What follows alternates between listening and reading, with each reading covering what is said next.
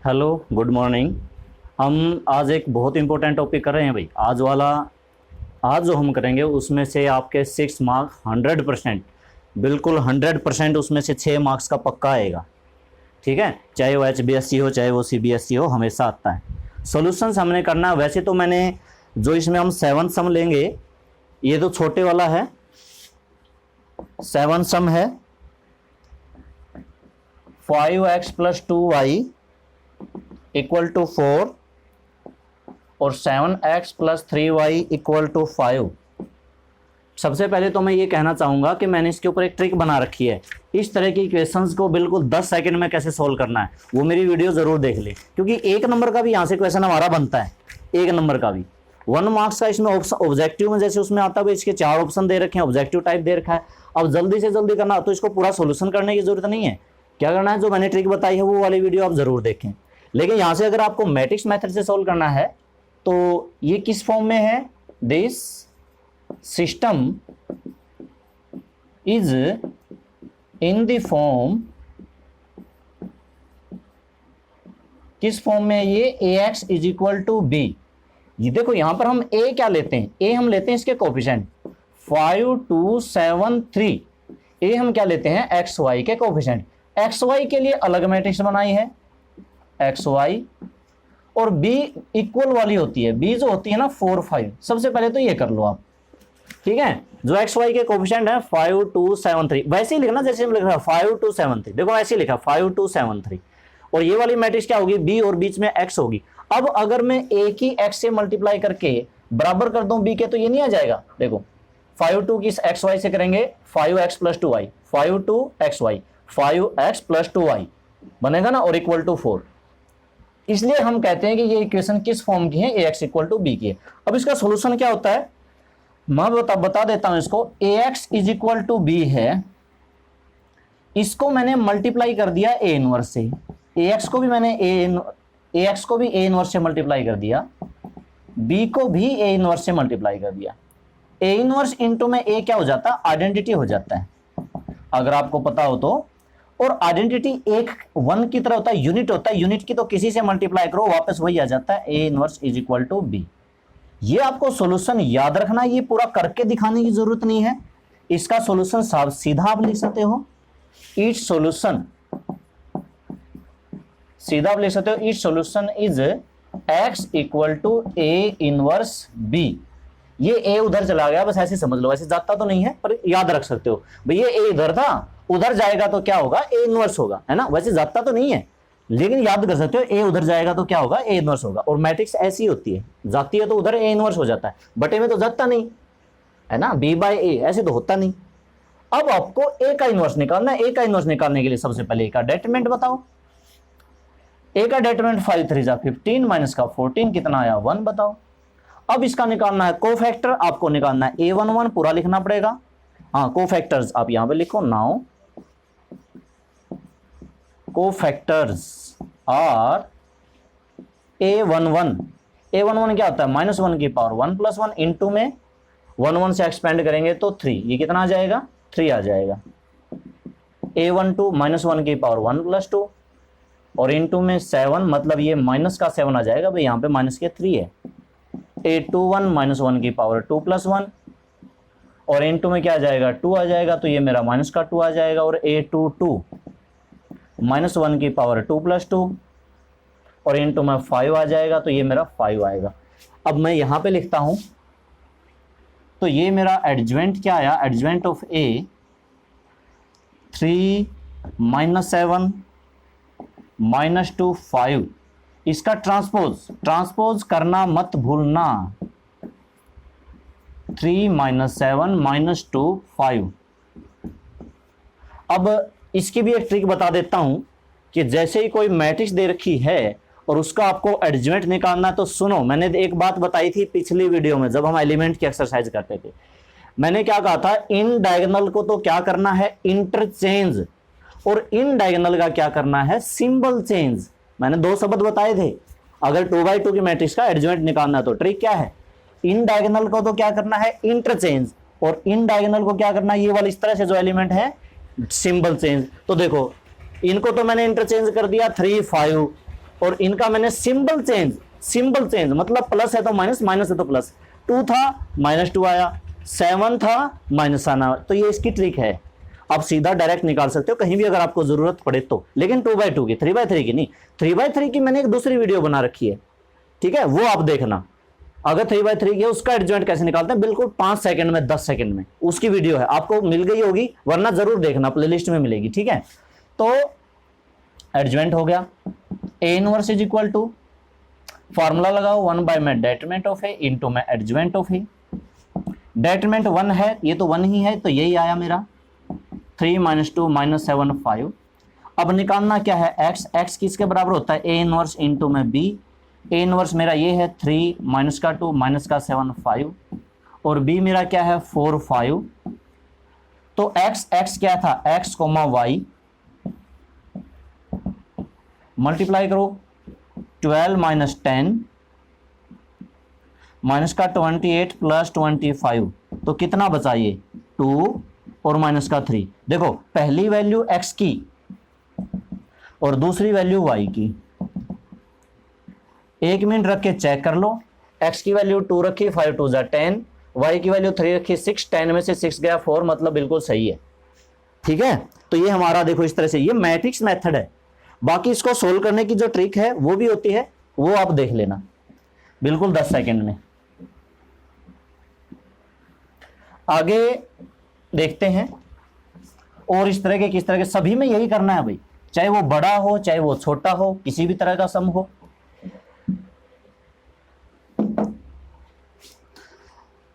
Seventh के बाद 8th 9th 10th सारे देखो 2/2 वाले हैं। तो अब हम थोड़ा बड़ा ले लेते हैं, उसको करने की कोशिश करते हैं। जैसे 12th ले लेते हैं, है ना, क्योंकि अगर बड़ा समझ में आ गया तो छोटा आपको अपने आप समझ में आ जाएगा। तो देखो x - y + z is equal to 4, 2x + y - 3z equal to 0, x + y + z equal to 2। तो यहां से सबसे पहले ये इक्वेशन जो होती है ना, दीज आर इन फॉर्म, किस फॉर्म की होती है, ये x = b की फॉर्म में होती है। ये x = b वेयर a 1 - 1 1, 2 1 - 3 और 1 1 1 x। अब यहां पे 3 है, x y z, z भी है, तो x आपको x y z लेना। और जो ये बराबर वाला होता है 402, ये हमारा b होता है 402। तो देखो यहां पर x y z के ऑप्शन 1 - 1 1, 2 1 - 3 1 1 1, क्योंकि x y z का ऑप्शन 1 1 1 है। ये मेरी a बनी। x देख लो इक्वेशंस में 3 वेरिएबल है तो 3 वेरिएबल लो, पिछले वाले में 2 वेरिएबल थे तो 2 लिए, और जो बराबर वाली में 2 हैं 3 हैं, जितने भी हैं वो बराबर वाले में लिख दो। ऐसे कैसे लिखने, कोई चेंज नहीं करना कि ये कॉलम में लिख रखे हैं तो रो में लिख दें। जैसे ये 1 - 1 1 ऐसे का ऐसा ही लिखा मैंने। अब इसका सॉल्यूशन मैंने क्या बताया, it's solution x = a inverse into में b। यहां से हमें पता चलता है हमें करना क्या है। अगर हमें x y z की वैल्यू निकालनी है तो a का इनवर्स निकाल के b से मल्टीप्लाई कर दो। ये रहा a, इसका इनवर्स निकालो। इनवर्स निकालने से पहले इसका डेटरमिनेंट निकालो, 1 1 + 3 प्लस का 1 2 + 3 प्लस 1 2 - 1, तो कितना आएगा ये 4 + 5 + 1, मतलब ये आया मेरा 10। अब आपको क्या निकालने हैं, कोफैक्टर्स। कोफैक्टर्स आर, देखो मेरे पास जगह थोड़ी है तो मैं डायरेक्ट लिख देता हूं, लेकिन आपको तो पूरे लिखने पड़ेंगे, ठीक है। तो जैसे कि A11, फिर A12, फिर A13, आपको पूरे लिखने पड़ेंगे भाई। -1 की पावर 1 + 1 ऐसे, A21, A22, A23, A31, A32, A33, ठीक है। तो क्या आया, सबसे पहले कैसे करते हैं, सीधा 1 से एक्सपेंड किया, 1 + 3 4, तो ये मेरा आया 4।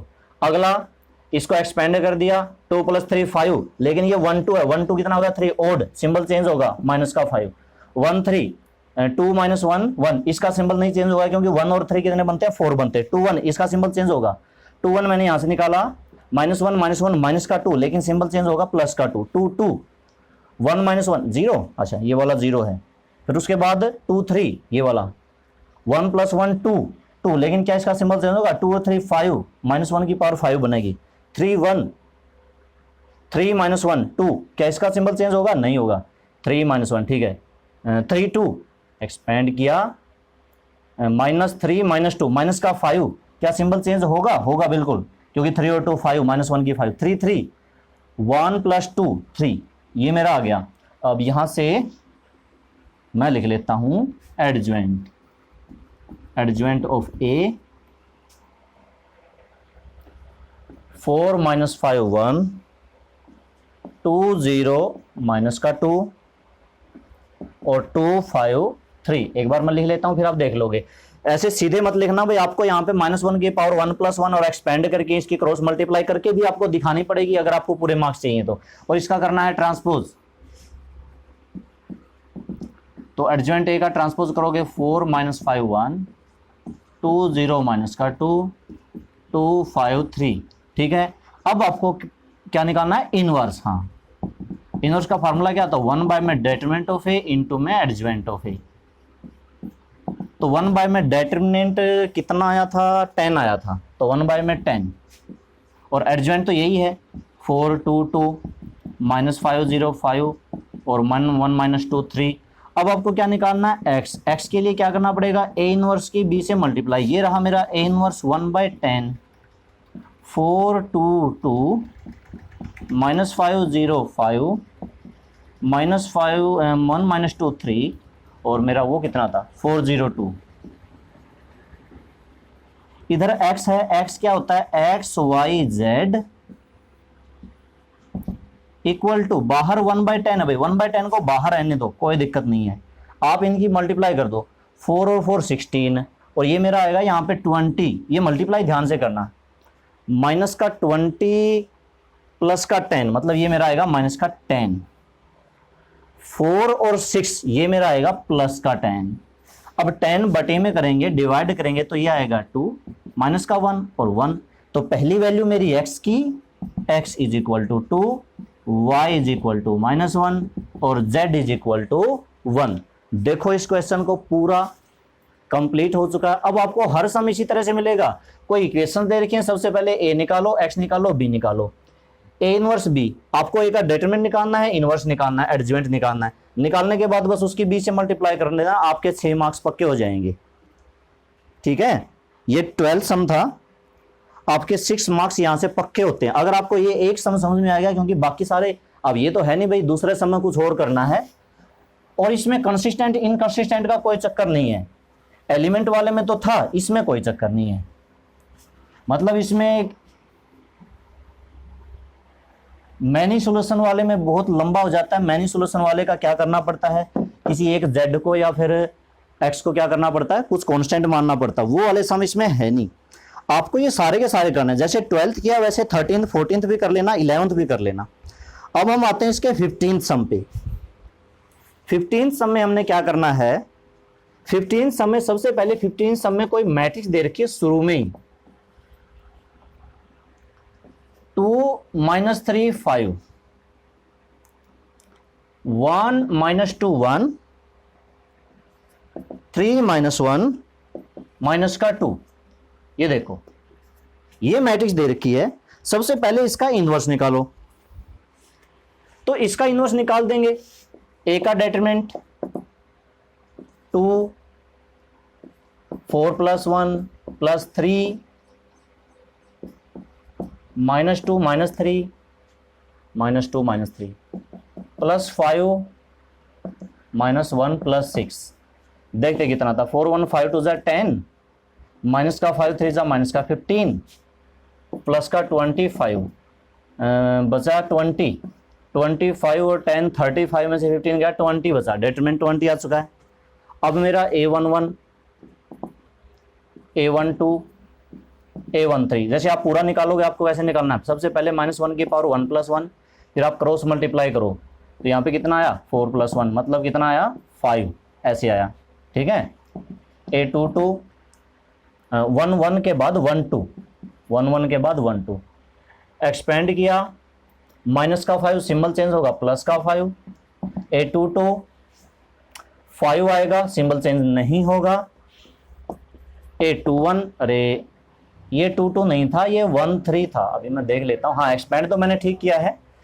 21 से एक्सपेंड किया, 6 3 2 = 6 प्लस 5 11, क्या सिंबल चेंज होगा? यहां से देखो बिल्कुल होगा। A22 माइनस का 4 माइनस का 15 माइनस का 19, A23 चलो ये निकाल लोगे, A23 भी निकाल लोगे आप, A31 भी निकाल लोगे, A32 भी निकाल लोगे और A33 भी निकाल लोगे। मैं तरीका बता देता हूं। उसके बाद में फिर इस नाउ इक्वेशंस दे रखी हैं, इक्वेशंस, इसका इनवर्स निकाल लोगे, एडजॉइंट निकालोगे, सब कुछ हो जाएगा। इक्वेशंस दे रखी हैं 2x - 3y + 5z = 11, 3x + 2y - 4z = -5, तो x + y - 2z = -3। यहां से फिर कंपेयर करके आप a निकालोगे, 2 - 3 5, 2 - 3 5, 3 2 -4, 1 1 -2, और ये मेरा x हो जाएगा, 3 वेरिएबल्स में है तो 3 वेरिएबल्स इसके अंदर आएंगे, और यहां पर ये मेरा हुआ b। अब आप एक बात देखो, अब यहां पे कुछ बच्चे सोचते होंगे कि इसका दोबारा इनवर्स निकालना पड़ेगा, लेकिन दोबारा क्यों निकालना है? इसको और इसको देखो, सेम टू सेम नहीं है।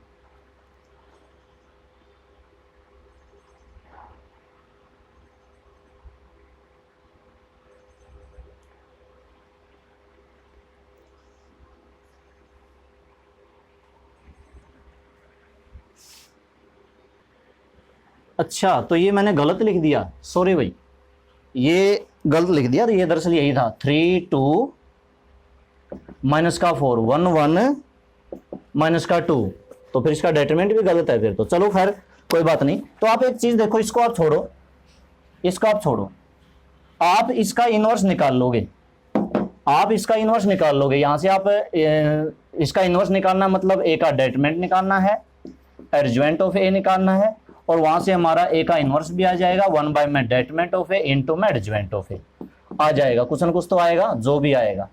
अब दोबारा से ए हमने देखा कि ये ए तो वही है जो पहले वाला है, सेम टू सेम है, तो जो इसका इनवर्स है आपको डायरेक्ट लिखना।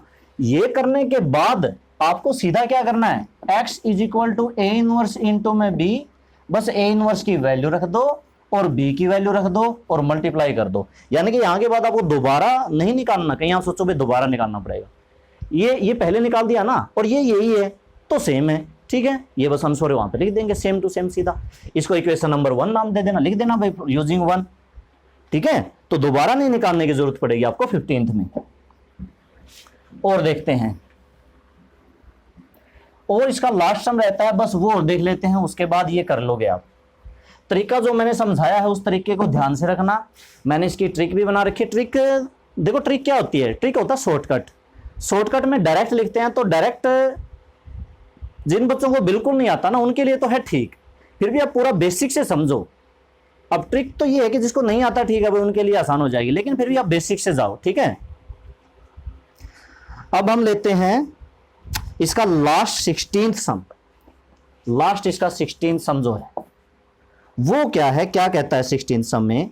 Cost of 4 kg onion, 3 kg wheat, 2 kg rice, ये इसने दे रखा है 60 कॉस्ट ऑफ 2। अब इसमें देखो निकालना क्या है, find the cost of each item. तो सबसे पहले आपको 3 चीज माननी पड़ेंगी। लेट कॉस्ट ऑफ 1 kg शुरू में क्या दे रखा है? हाँ, ऑनियन दे रखा है। X late cost of 1 kg, दूसरा क्या दे रखा है? वीट दे रखा है। Why let cost of 1 kg, तीसरा क्या दे रखा है? तीसरा क्या? राइस। जेड, ठीक है, रुपीज रुपीज रुपीज रुपीज, ठीक है। अब इक्वेशंस देखो सीधी बनेगी पहले वाली, 4 kg ओनियन है तो 4x, 3 kg वीट है तो 3y, क्योंकि वीट का मैंने y मान रखा है, 2 kg राइस है तो 2z इज इक्वल टू 60।